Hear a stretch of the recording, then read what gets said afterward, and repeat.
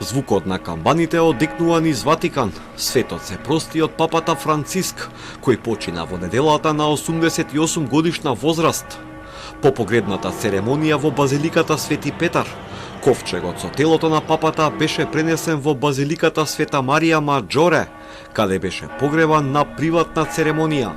He's the most humblest person I've ever known. I mean, the simplicity and the way he shepherds all the people, especially the Catholic Church. Not only Catholic Church, he also embraced other religions.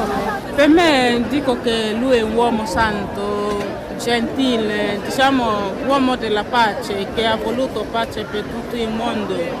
Lui ha pregato tanto. Quindi siamo qua pure per onorarlo, come che lui chiede sempre di non dimenticare a pregare per lui, quindi anche noi siamo qua per dare questo amore che ci ha dato a noi. Ha fatto quella che il Signore ha voluto, cioè la volontà di Dio. Anche noi, resta a noi che siamo qua seguendo lui per fare quella che insegnamenti che lui ha lasciato. Preghiamo che il Signore lo accolga nel suo paradiso. Околу 200.000 луѓе се собраа на плоштадот пред базиликата Свети Петар да му оддадат последна почит на папата Франциск. Во дел од просторот и VIP зона за околу 170 странски делегации, кралски семејства, шефови на влади, председатели, меѓу нив и шефицата на македонската држава Гордана Силјановска-Давкова. На погребот на папата меѓу другите пристигнаа и актуелниот и поранешниот председател на Соединетите Американски држави Доналд Трамп и Џо Бајден, потоа Емануел Макрон, председателката на Европската комисија Урсула фон дер Лајен, представници на Европската унија, председателите и шефовите на влади на Германија, на Украина, на Велика Британија. Градете мостови, а не зидови, беше пораката што папата Франциск постојано ја упатуваше до светот во време на разорни војни, што се водат во последните години.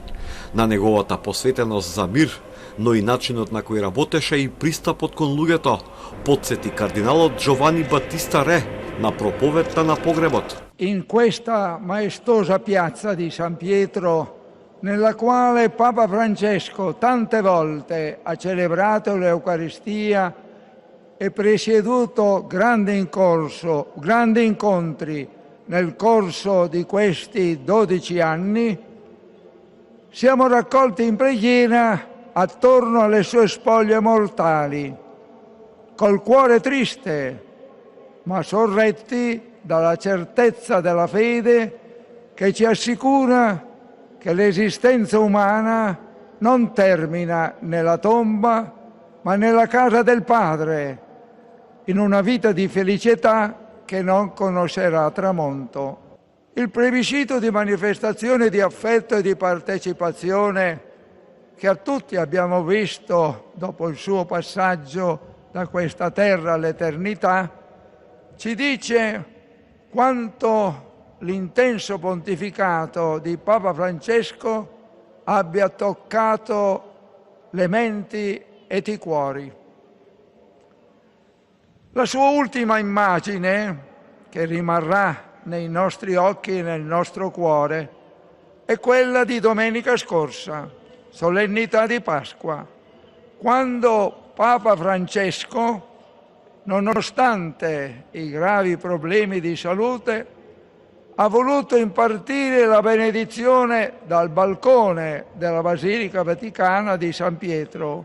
Ковчегот со папата беше запечатен во петокот вечерта на приватна церемонија што ја водеа 8 кардинали. Лицето на папата Франциск беше прекриено со бел свилен вел, а телото испрскано со света вода. Неговите предмети како медали и кованици, кои беа исковани во време на неговиот понтификат, се поставени во внатрешноста на ковчегот, во кој е поставен и посебен документ со попис на клучните точки во неговото 12 годишно папство. Папата Франциск побара да биде закопан во едноставен дрвен ковчег, обложен со цинк, за разлика од неговите претходници, кои беа закопани во 3 меѓусебно поврзани ковчези од храст, чемпрес и олово. Погребот на папата се реализира под строги мерки на безбедност. Ширум Рим и над италијанската престолнина беа распоредени одбранбени и безбедносни механизми, меѓу нив и оружја против дронови. Небото над вечниот град беше претворено во зона на забранети летови. и низ него патролираа само воени авиони. На копно беа распоредени бројни антитерористички единици и единици против саботажа, како и снајперисти.